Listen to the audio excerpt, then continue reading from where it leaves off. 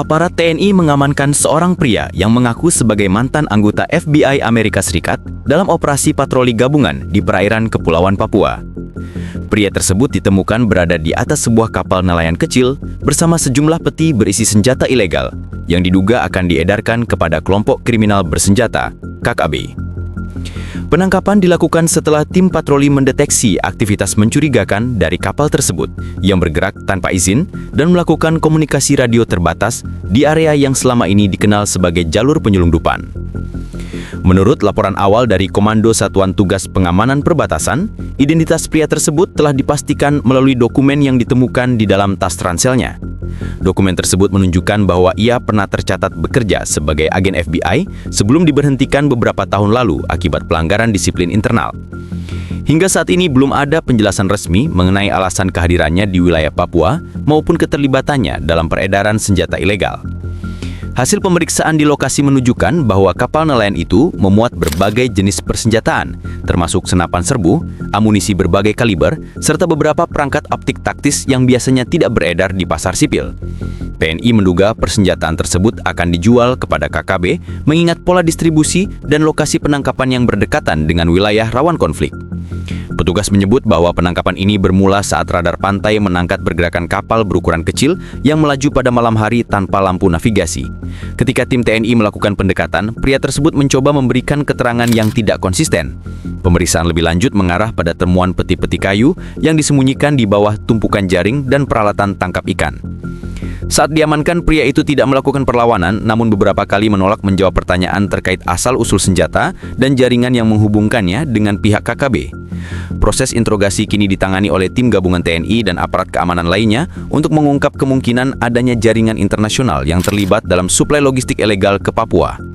Hingga laporan ini dibuat, seluruh barang bukti telah disita, kapal nelayan dikandangkan untuk pemeriksaan menyeluruh, dan lokasi penangkapan telah diamankan sebagai bagian dari proses penyidikan lebih lanjut. TNI menyatakan operasi ini menjadi salah satu pengungkapan terbesar terkait penyelundupan senjata dalam beberapa bulan terakhir dan menegaskan akan meningkatkan patroli laut di kawasan tersebut untuk mencegah aktivitas serupa. Tim penyidik gabungan mulai melakukan pemeriksaan mendalam terhadap identitas pria yang diamankan dari kapal nelayan di perairan Kepulauan Papua. Dari hasil verifikasi awal, pria tersebut menggunakan paspor resmi Amerika Serikat, namun terdapat beberapa kejanggalan pada data biometrik yang tercatat. Pihak imigrasi mengonfirmasi bahwa nomor paspor memang valid, tetapi catatan perlintasan terakhirnya tidak sesuai dengan lokasi serta waktu keberadaannya di wilayah Indonesia. Hal ini memunculkan dugaan bahwa ia memasuki Papua melalui jalur tidak resmi. Selain itu, perangkat elektronik yang ditemukan di dalam ranselnya sedang dianalisis oleh tim cyber. Di antaranya terdapat 1 laptop, 2 ponsel satelit, serta beberapa kartu memori yang seluruhnya dilindungi dengan enkripsi tingkat tinggi. Penelusuran awal menunjukkan adanya sejumlah file komunikasi yang terhubung dengan kontak asing yang belum teridentifikasi. Tim forensik digital sedang berupaya membuka sistem tersebut untuk mengungkap potensi keterkaitan dengan jaringan penyelundupan senjata atau kelompok yang beroperasi di luar Papua. Di ruang penyidikan, tersangka memberikan keterangan minimal. Ia mengakui bahwa dirinya pernah bekerja sebagai agen FBI sebelum diberhentikan, tetapi menolak menjelaskan alasan pemecatannya.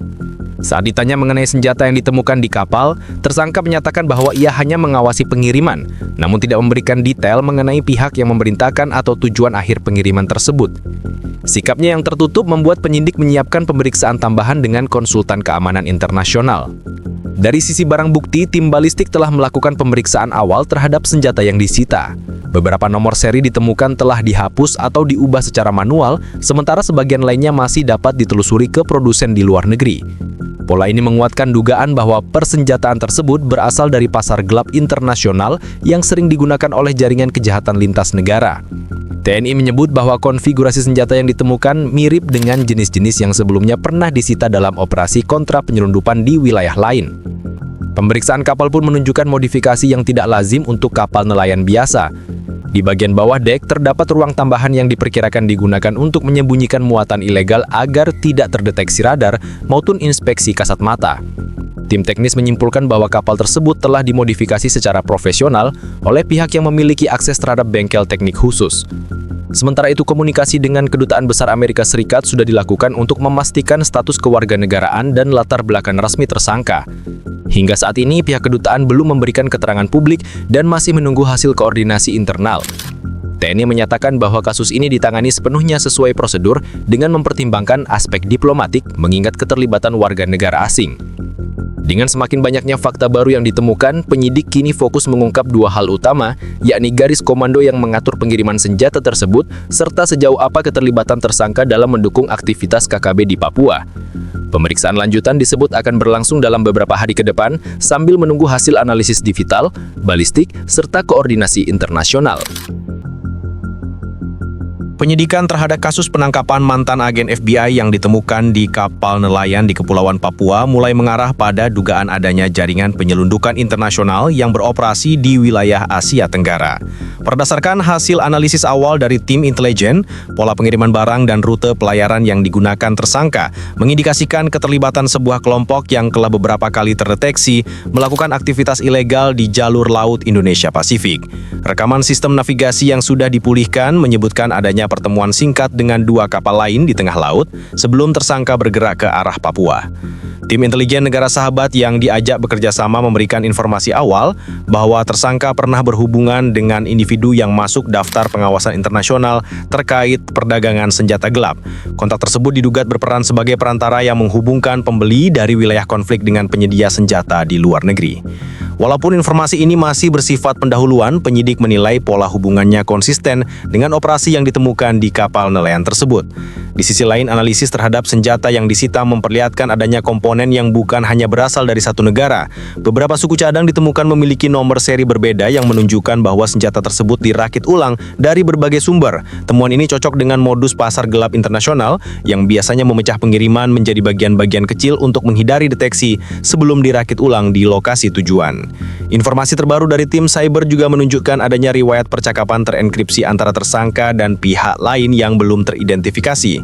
Meskipun sebagian besar file masih dalam proses dekripsi, beberapa metadata mengungkap bahwa komunikasi dilakukan secara rutin selama 2 bulan terakhir dan menggunakan protokol keamanan yang lazim digunakan organisasi kriminal tingkat tinggi. Analisis mendalam masih dilakukan untuk memastikan apakah percakapan tersebut berkaitan langsung dengan peredaran senjata menuju Papua.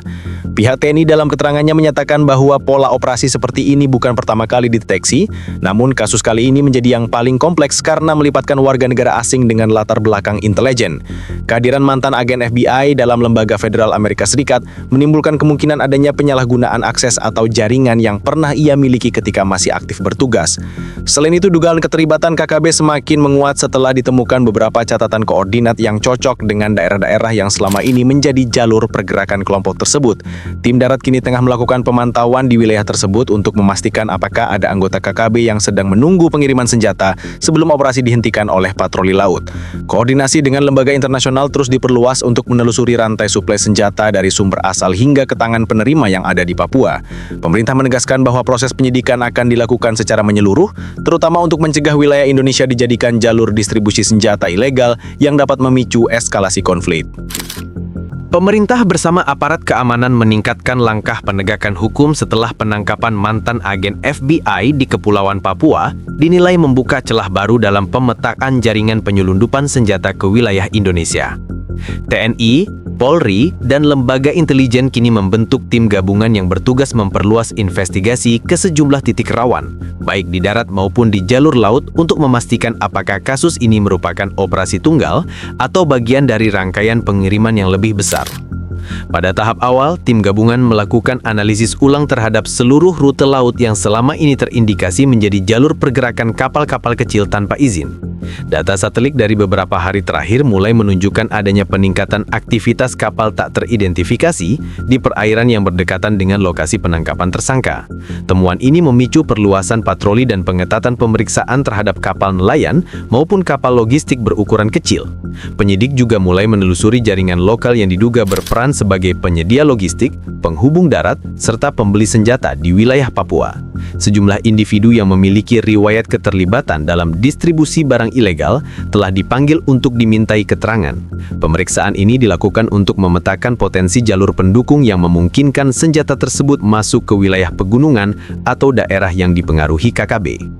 Di sisi diplomatik, pemerintah Indonesia mengajukan permintaan resmi kepada Amerika Serikat untuk mendapatkan data lengkap terkait riwayat tersangka, termasuk penyebab pemecatan, akses informasi yang pernah ia miliki, serta catatan pergerakan internasionalnya selama beberapa tahun terakhir. Permintaan ini dianggap penting mengingat latar belakang tersangka tidak lazim ditemukan pada kasus penyelundupan senjata di Asia Tenggara. Hingga saat ini, pemerintah Amerika Serikat masih proses menyiapkan permintaan tersebut sesuai jalur diplomatik yang berlaku. Selain itu, data teknis dari senjata yang disita mulai dianalisis secara detail untuk menentukan apakah ada pola pengadaan yang dapat ditelusuri kembali ke jaringan produsen atau broker internasional. Tim balistik menyatakan bahwa beberapa komponen memiliki tanda identifikasi pabrik yang biasanya digunakan untuk ekspor resmi, namun dalam kasus ini ditemukan berada di luar jalur distribusi legal.